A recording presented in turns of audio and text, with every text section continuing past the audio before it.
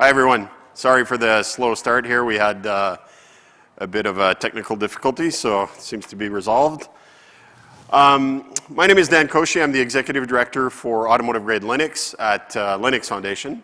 And today, first of all, a little bit about me. I live in San Jose because Canada is too cold where I'm from originally. And I'm an avid ice hockey player. In fact, I played in a tournament last weekend in Las Vegas, and we won the whole tournament, so I'm pretty happy about that. So today I want to talk about AGL. So I know that some of you are familiar with AGL, so what I plan to do is actually give a short introduction for people that are new here and may not know about the project. Then I'm going to give you an update on some of the latest development. And then one of the reasons I'm actually here is to discuss what's called the Reference Hardware System Architecture Expert Group. And we feel that we need to collaborate with Lenaro and Lenaro members on this, which is one of the reasons I'm here today. And then a quick update on some of the other expert groups that are within AGL. And then finally, if time permits, a Q&A session. So, how many people do this in their own vehicles? I'm just curious. Yeah, so it's pretty common, right? We buy a vehicle, we drive off the car lot, and one of the first things consumers do is stick a phone with a sticky in the dashboard, right? And the reason, this has been prevalent is because the automotive industry, let's be frank, has not kept up with the smartphone in terms of features and software and innovation, okay? And there's multiple reasons for that. One, of course, is because building software for cars is honestly harder than it is for cell phones. But that being said, there's no reason why we cannot change the way car manufacturers build software. The reason we've ended up in this situation is because there's too much fragmentation in the market. You have different RTOSs out there. You have, Microsoft, you have QNX, you've got multiple flavors of Linux. And what this has led to is massive fragmentation, where there's no one operating system. There's no one Android for cars, right? And so what has happened is we've not been able to build an ecosystem of suppliers and developers and a community around one platform traditionally. And this is why AGL exists. This is why we're here. We're trying to break that model, and we're succeeding, to be frank. And I'll show you some examples of that today. So what is AGL? Well, pure and simple, we're a nonprofit open source project hosted at Linux Foundation. Linux Foundation now has in excess of 60, maybe even 70 open source projects, everything from telecom to drones to all sorts of things. And Automotive Grade Linux happens to be one of the largest projects at the foundation. The goals of AGL, as I mentioned, because we're trying to break this fragmentation in the industry, we're trying to build a single platform for the whole industry that we like to characterize as 70 to 80% of the starting point for a production project. So what we mean by that is that, the board support package, the kernel, the middleware for things like audio, graphics, 3D acceleration, and then the application framework, the security framework, and the APIs for things like speech recognition and the APIs for navigation, all of these should be standardized. And we shouldn't be reinventing the wheel every time a new vehicle comes out. Everyone should be using the same platform, and the platform should evolve over time, and it's very similar to the investment Apple has made in iOS and the investment Google has made in Android. The industry needs to make an investment in this platform for the long term. And this is why AGL exists, and that's the problem we're solving today. AGL, it's this very important point. AGL is a code-first organization. Code first, code first, code first. This is what we talk about all the time.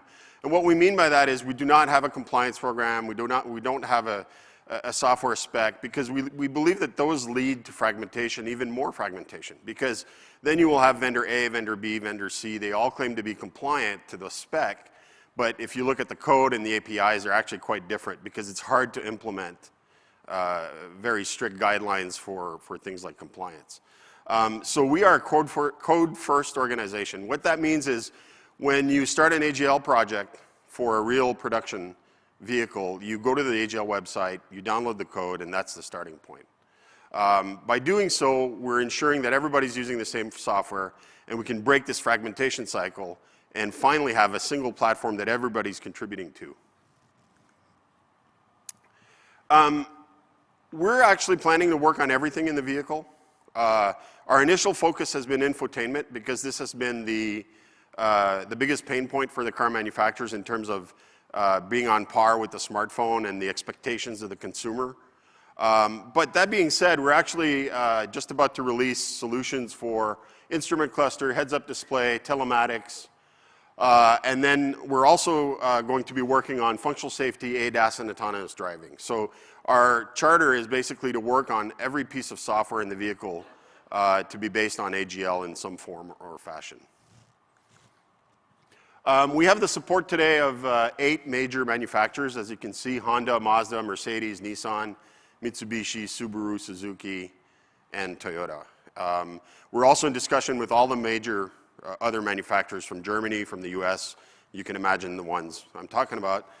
We've had discussions with all of them. Some of them are actually using AGL already in their R&D projects, but have not made a commitment to join just yet. So it's, I believe, just a matter of time. We have quite a strong board of directors. As you can see, we have several OEMs on the board, big tier ones like Denso and Panasonic, semiconductor company represented by Renesas, NTT Data represents kind of the cloud and telecom aspect, and then most recently Amazon recently joined our board in February. So we have a very strong board, and we're able to get a lot of things done by having the support of such strong companies. Speaking of companies, we now have 122 member companies in AGL. I believe that makes us the 3rd largest open source project at Linux Foundation in terms of membership, which is quite remarkable because when I started running this project, we only had about 23 companies. So in just 3 years, we've grown to 122. What I like about the fact that we have 122 companies is also the variety of different companies. So we have all of the major semiconductor providers to automotive. As you can see, ARM is a member, Lenaro is a member, but also, you know, Qualcomm, NXP, TI, NVIDIA, Renesas are all members of AGL. We also have several big tier ones like Denso, Panasonic, Continental, Harman, Electrobit, and several others. And then we also are attracting companies that are interested in the connected car and the cloud aspect, such as NTT Data. You know, they're traditionally a telecom company or, you know, more of a services type oriented company, and they're interested in providing cloud services and back-end infrastructure for the connected car.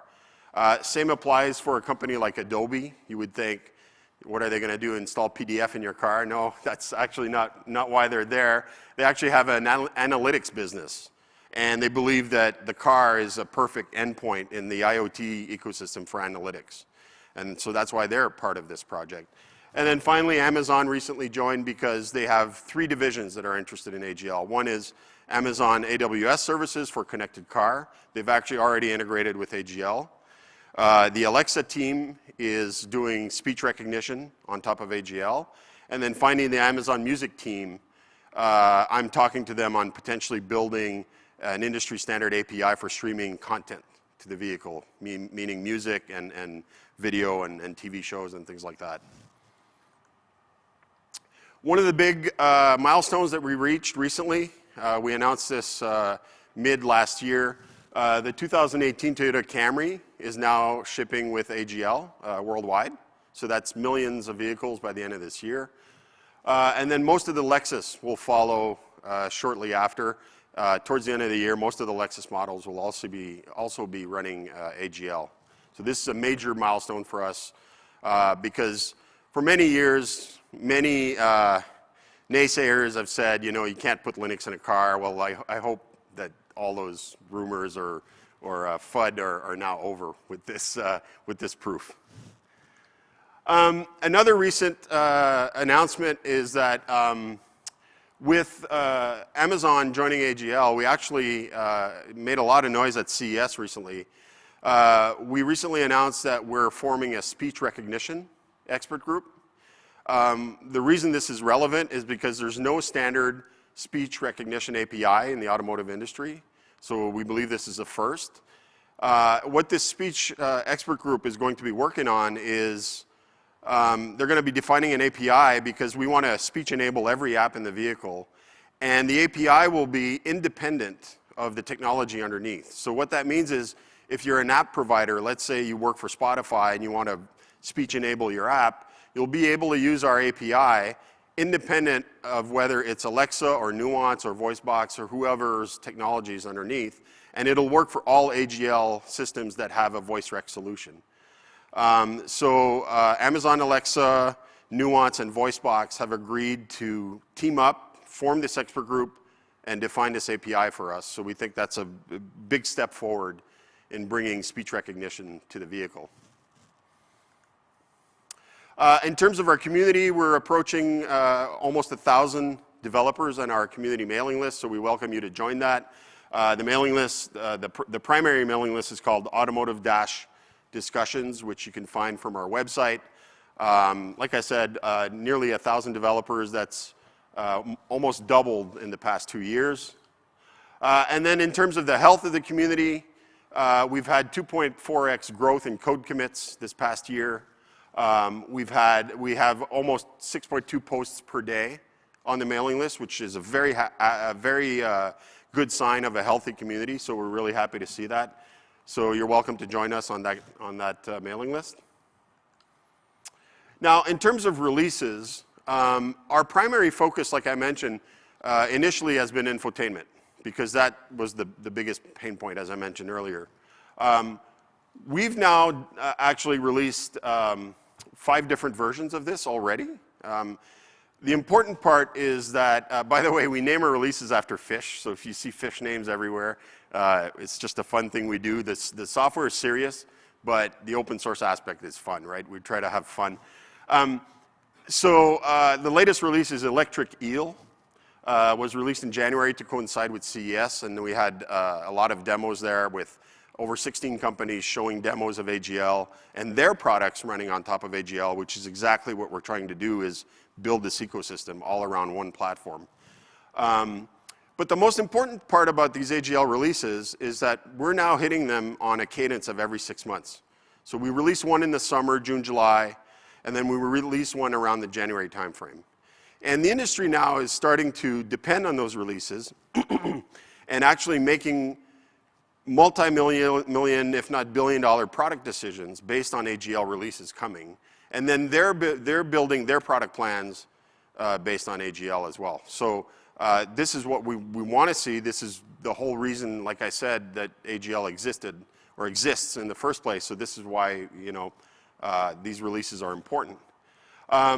This is kind of an eye chart, but I just wanted to show you all of the things we're working on. The best way to learn more about this is to go to our wiki.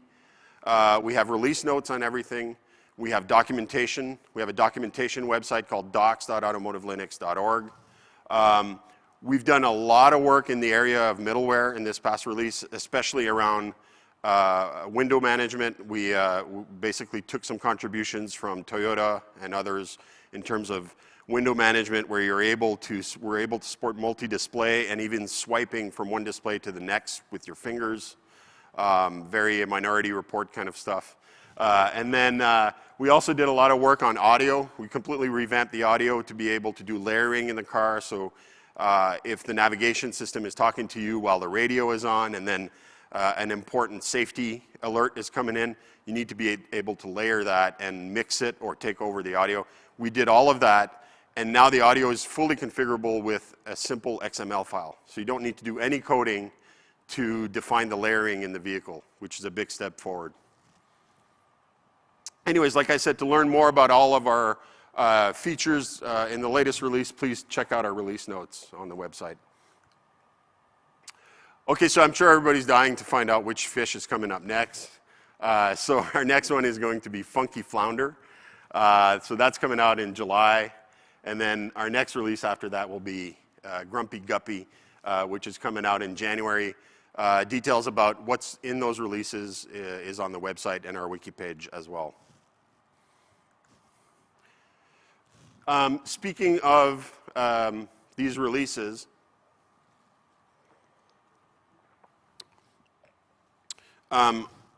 upcoming, I mentioned instrument cluster, heads-up display, telematics. We're actually going to have profiles for those three things in the upcoming release. And what that means by profiles is we're reusing a lot of the same base code. And because we use Yocto, and I know a lot of you are familiar with Yocto, we simply define different meta layers to exclude or include packages based on the solution. The telematics solution, for example, is headless. So no graphics, no display capability, no HMI. And it's intended to go into things like fleet management for Hertz, FedEx, UPS, and also good old-fashioned cars with good old-fashioned button radios. But they still need to have connectivity and they still need to have Bluetooth support, but may not have a fancy display.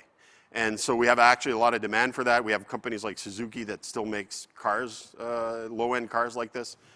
So that'll be used for those solutions. And in terms of hardware, it also runs on lower performance processors, which means lower cost, et cetera, et cetera. So this is why we're releasing these different profiles. We support a broad range of boards.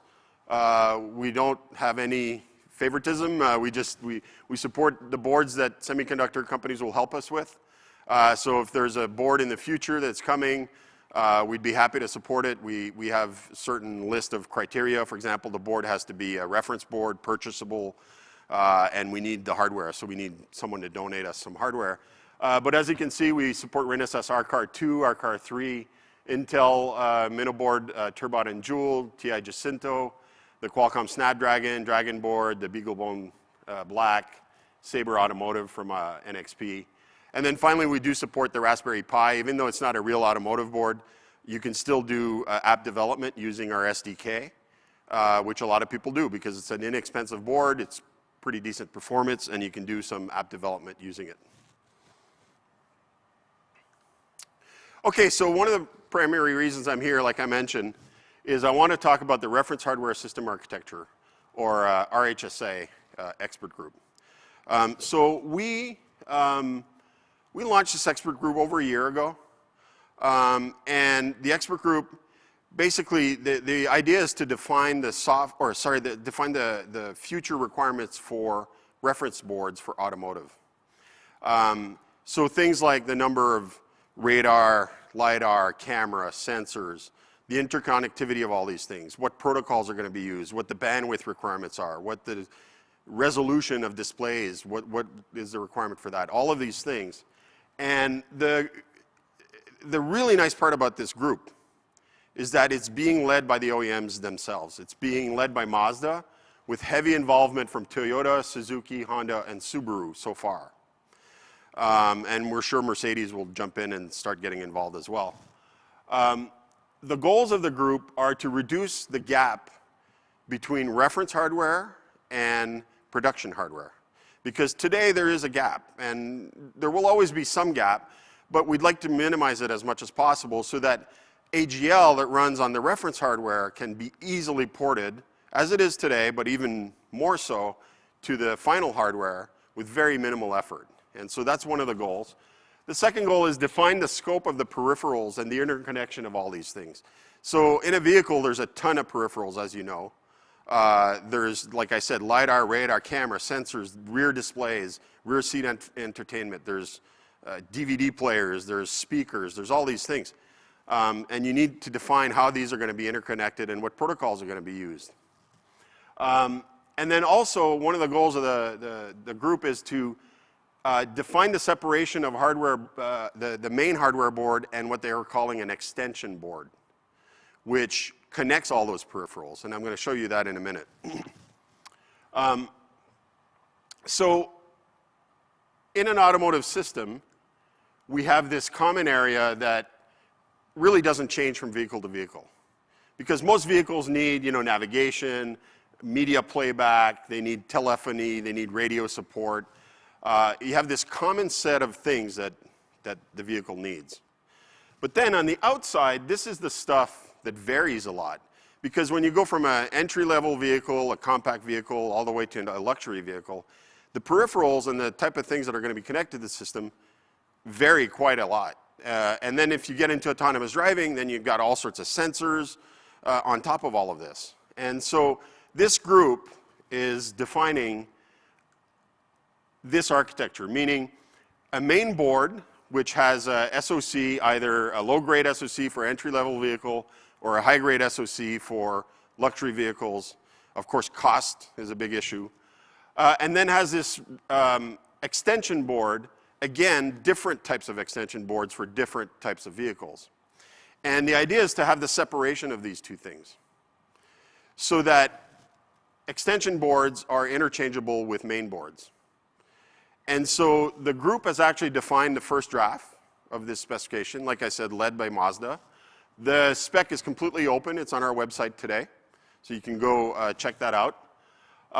And what we're planning to do is define all of these interfaces in the next few months, and then have a proof of concept that so far Renesas, Intel, and Shima Fuji have agreed to participate in our proof of concept.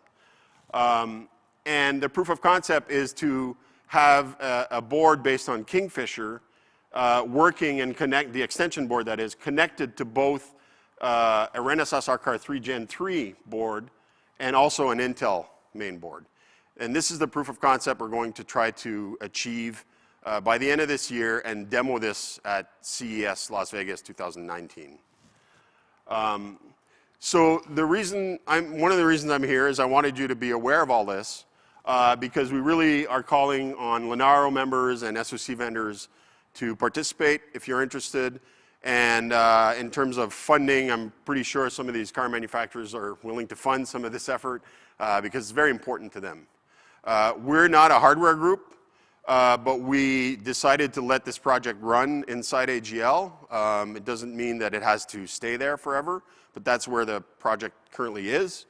Like I said, we're a code-first organization, so we're really focusing on the code, but in this circumstance, we believe that the code we're going to be producing will be heavily influenced by these reference architectures that the car manufacturers want. And so what better way to let the car manufacturers tell us what they want, let's go build it with hardware vendors, and then let's go support it with software from AGL. So that's the whole point of this expert group project. We actually have a timeline. Like I mentioned, we're planning to have a main board development going on towards all the way to the fall. Demo system by the end of probably November or so, and then eventually reference hardware demo at CES Las Vegas, as I mentioned. So again, this is a call for participation. If you are interested in participating in this, please let me know. I'll give you a business card afterwards, and we'll figure out how to get you involved. Okay, so in terms of other expert groups, my community manager, Walt Miner, always says you don't have to be an expert to work in an expert group. And that's absolutely true. We kind of regret calling them expert groups because we want to actually be inclusive. We want people to participate on the conference calls and participate in the meetings. And we're certainly not the type of organization that, we're very inclusive. We want everyone to participate. So even though they're called expert groups, anyone can join our calls and participate in the project. We have all these expert groups today. I'm not going to go through all of them, but I want to highlight a few updates and key features that are happening in some of these things. One of them is the virtualization expert group. In fact, at the back of the room here today, you have a Kern Concept. They're an AGL member, and they're showing a great demo of virtualization using two different AGL systems running, one an instrument cluster and one an infotainment system. So I was actually very happy to see that when I arrived today. So the virtualization expert group is looking at use cases for virtualization, hypervisors, containers. Pretty much all of that is within scope. The group will be publishing a white paper very soon that will define the use cases. And then what we plan to do is at AGL, we're going to pick the top one or two use cases and go off and implement it. And there's a lot of demand for use cases around running AGL side by side with an RTOS or something that can be certified for safety critical applications. So that's one of the top use cases that I believe we'll end up implementing. So that's the kind of stuff we're going to be working on. This white paper should be published in the next month or so. Again, it'll be open on our website and available to anyone who wants to dive in and comment. And we're looking for comments, especially from this group, very knowledgeable people in this stuff. So please let us know if you want to participate. I mentioned the speech recognition expert group. This group is super active now. We just launched it about a month and a half ago. Group meets every week. Amazon Alexa, Nuance, and VoiceBox are leading the effort, like I mentioned before. And we're going to speech enable every app in the vehicle. That's the goal here. And we're already in discussion with Spotify and Amazon Music and others to speech enable those apps to make sure that they're going to be available in the car. And actually, another cool thing, I'm actually talking to Harley Davidson because they're super interested in this, because they're obviously you can't take your hands off the bike or off the bike when you're riding a bike, and they want to be able to speech enable the apps that are used with Harley Davidson motorcycles using AGL. So that's pretty cool. We also recently launched a vehicle-to-cloud expert group that is responsible for defining things like IoT protocols, cloud connectivity, connected car features, remote vehicle interaction so you can control and start your car remotely, especially in a cold weather environment. Identity management. We actually had a company called FordRock showing a demo with AGL where you take your key fob and your identity follows you with the vehicle, that your even rental cars would be able to implement this identity management. For example, you come up to a car, your key fob gets swabbed, your Spotify favorite playlist gets immediately downloaded, even your subscriptions for apps that you've bought get downloaded, everything instantly. So that's the kind of stuff this group will be working on. And of course, location-based services, very important. We have a lot of AGL members that are, purely interested in location-based type services, especially the companies that are traditional telecom companies, want to be part of that ecosystem to provide all the back-end infrastructure needed to get this done. What's next? The board of directors of AGL has actually approved and has approved funding to start working on functional safety. There's a movement within Linux Foundation to actually get a small version of the Linux kernel, meaning not the entire device tree, but some version of the Linux kernel with the real-time stuff certified for functional safety. So one of the key things that's happening is the real-time project in Linux Foundation is supposed to be finished, most of their work, by October, November this year, meaning that the real-time patch will be integrated upstream in the Linux kernel. And we plan to piggyback on this, where we're definitely going to reuse all that capability. But then there's other things brewing at Linux Foundation. There's another project called Civil Infrastructure Project. And they're working on things like nuclear power plants, trains, things where safety is absolutely critical. So they have a big movement to get Linux certified. So all of these things are coming together, and so there's definitely a possibility that we'll be forming some kind of functional safety group within Linux Foundation so that we centralize all this work. And Automotive Grade Linux will be one of the benefactors of this and will obviously help drive some of this.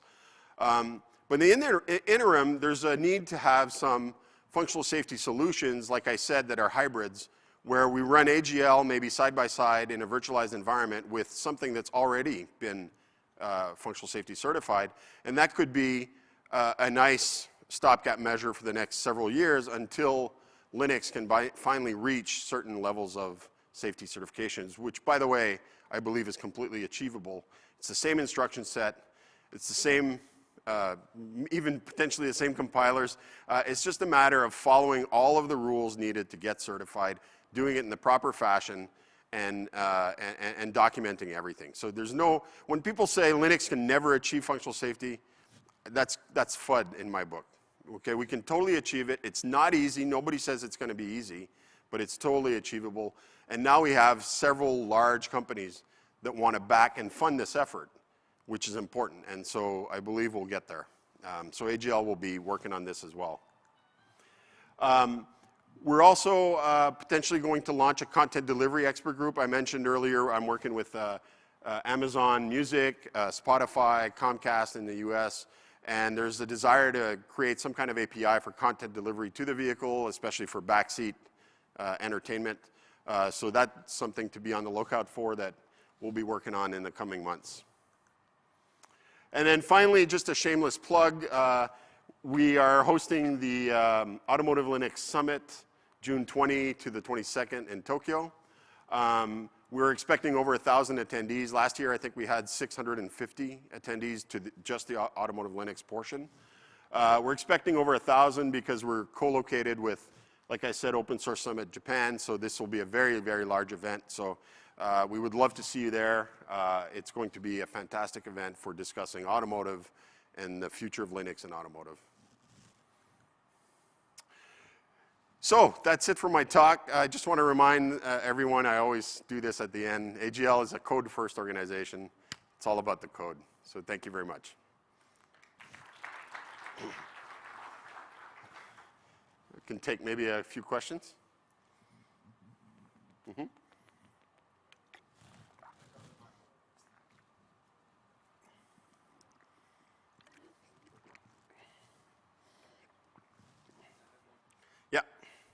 I have one question. About content delivery, do you foresee DRM, secure video path, to keys to be part of the AGL or part of the platform? Yeah, so far it's been out of scope. Things like secure boot and things like that, we ensure that we work in those environments, but it's not part of our deliverable, right? At least for things like secure boot. As far as managing keys and everything, so far it's been out of scope. Yeah. I was referring to the secure video path where... Oh, the secure video path. When you have contents that are DRM protected from Comcast or Netflix or others, there's a lot of implications about being legal in properly decrypting and rendering the video without having any loopholes. Yeah, so we've not addressed that yet. But the system, reference system hardware architecture team actually has started writing about it in the document I mentioned earlier. And so they're going to try to address it, which will lead to software within AGL to address it. That's my belief, yeah. But we haven't yet. Yep.